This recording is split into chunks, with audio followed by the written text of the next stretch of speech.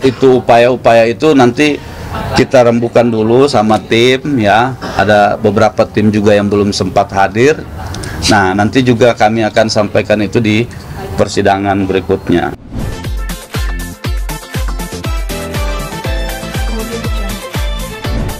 Bahwa ini tidak ada permasalahan dengan skincare atau produk kecantikan. Suaminya bilang, atau Bang Mufid, saksi atau Bang Mufid, iya betul, tidak ada soal itu. Lalu saksi yang Sylvia Novitasari dan Chandra Agusman juga bilang itu tidak ada persoalan dengan, artinya apa? Ini fakta konkret, fakta real ya di dalam persidangan, bahwa bukan persoalan produk, bukan persoalan skincare. Lalu mana fakta itu? Kenapa tidak dipertimbangkan oleh majelis hakim dalam putusannya? Malah dia mengambil fakta ya yang menurut kami itu adalah fakta belum teruji di pengadilan. Ya soal tadi itu pembelian tiga gambar glowing booster cell itu ya katanya dipakai alat untuk mengancam.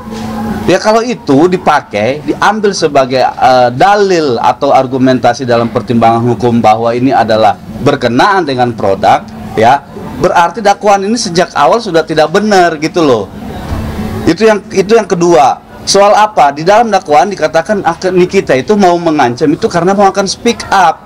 Tapi tadi tidak ada di pertimbangan hukumnya bahwa ancaman itu yang mau dipakai oleh Nikita itu adalah ancaman mengenai dia akan speak up ke media gitu. Soal yang kejadian di 9 Oktober, 14 Oktober yang tadi dipertimbangkan oleh hakim, 27 Oktober itu kan soal Nikita mencantumkan ada kalimat tadi berulang-ulang dibacakan oleh majelis hakim bahwa siapapun orangnya, sekalipun dia dokter, itu kan. Tapi kalau ini produk berbahaya, jangan dipakai.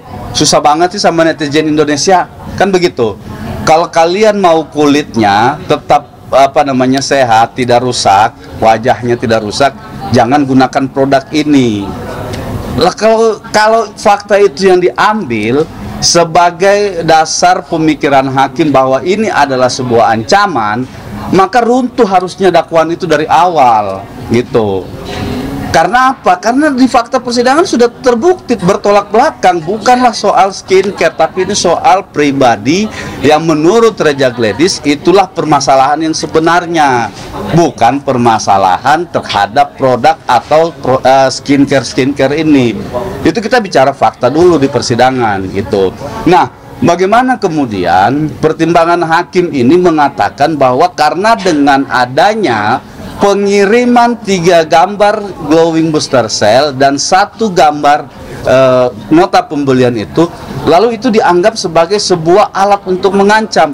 Sementara faktanya ya Mail tidak pernah mengkonfirmasi terkait dengan pengiriman itu kepada Reja Gladys. Ini tidak dipertimbangkan juga di dalam sebuah putusan tadi, sehingga menurut kami ya putusan majelis hakim ini adalah putusan yang masih jauh dari fakta-fakta persidangan.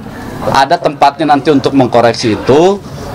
Kami akan lakukan upaya hukum berikutnya terhadap putusan itu, tapi insya Allah nanti dalam waktu dekat ini, mungkin besok ya, kami akan berkonsultasi dengan Nikita. Kami juga tim akan berdiskusi untuk menentukan langkah-langkah berikutnya gitu.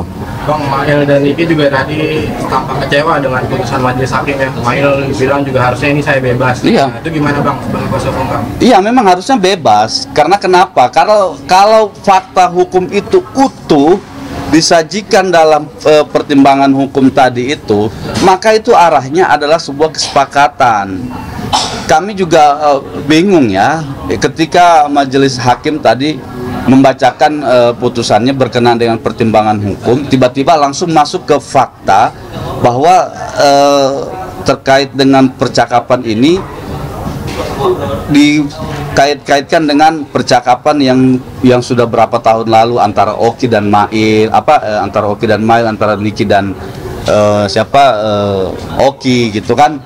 Itu kan dikait-kaitkan semua. Kayak misalnya soal duit tadi yang dibilang, yang katanya duit 4 miliar itu bukan dari hasil dari permintaan uang. Padahal kita di dalam persidangan ini menghadirkan bukti perjanjian kerjasama brand ambasador Nikita. Itu jelas di situ. Itu tidak dipertimbangkan juga oleh hakim. Bukti kami tidak ada satupun yang dipertimbangkan oleh hakim. Ya, semua itu bukti kami dikesampingkan, termasuk nota pembelaan atau pledoi yang kami ajukan. Bahwa dalam bukti itu jelas di bulan November itu di tanggal berapa itu 12 apa 13, ini range-nya mirip-mirip di tanggalnya antara 12, 13, 14. Di tanggal 13 itu Nikita deal dengan Oki soal perjanjian brand ambasador yang nilainya juga sama, adalah 4 miliar.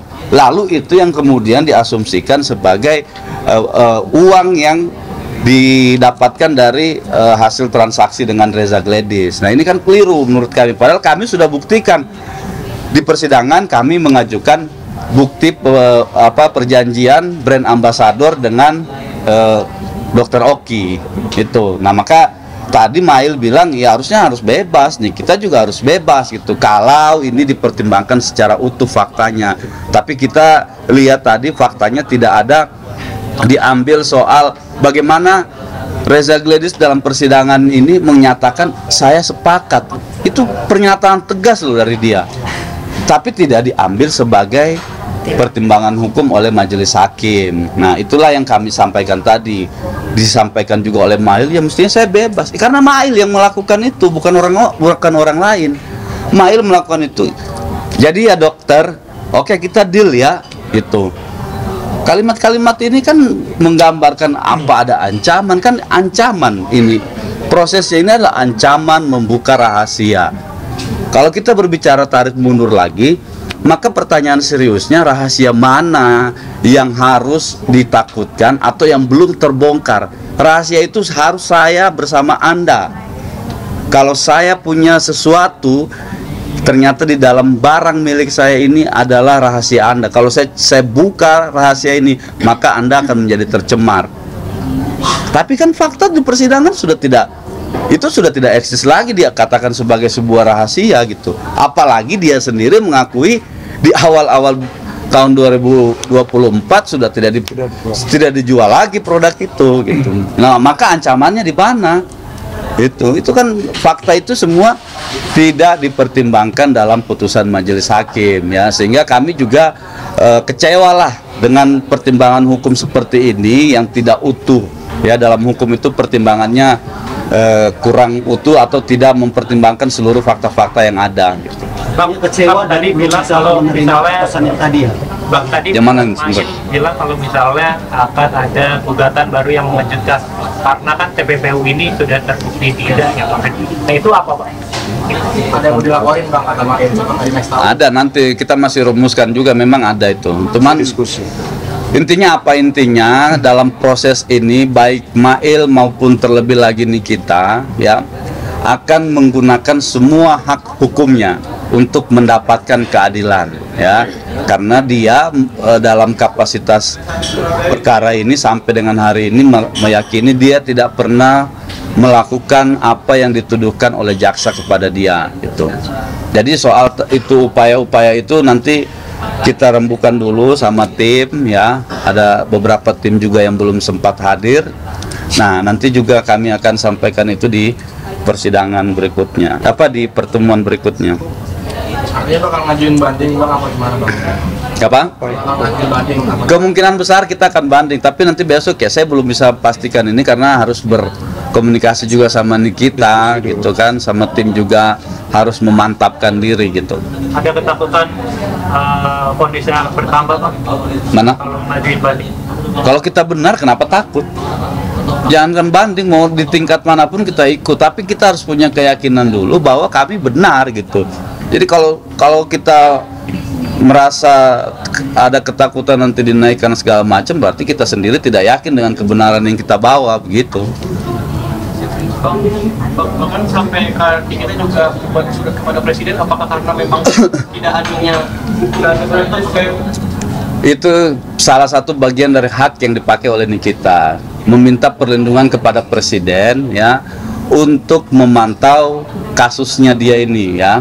Ini kan kasus tidak cuma selesai di sini saja, nanti akan berlanjut mungkin ke tingkat banding dan seterusnya, apakah mungkin sampai ke Mahkamah Agung. Nah, ini tidak akan selesai di sini, maka kita meminta perhatian dari Bapak Presiden ya untuk melihat kasus ini yang sejatinya diawali dari proses hukum keperdataan, di mana di dalamnya itu terdapat negosiasi bisnis. Nah, hal-hal yang begini kemudian kita sampaikan untuk diperhatikan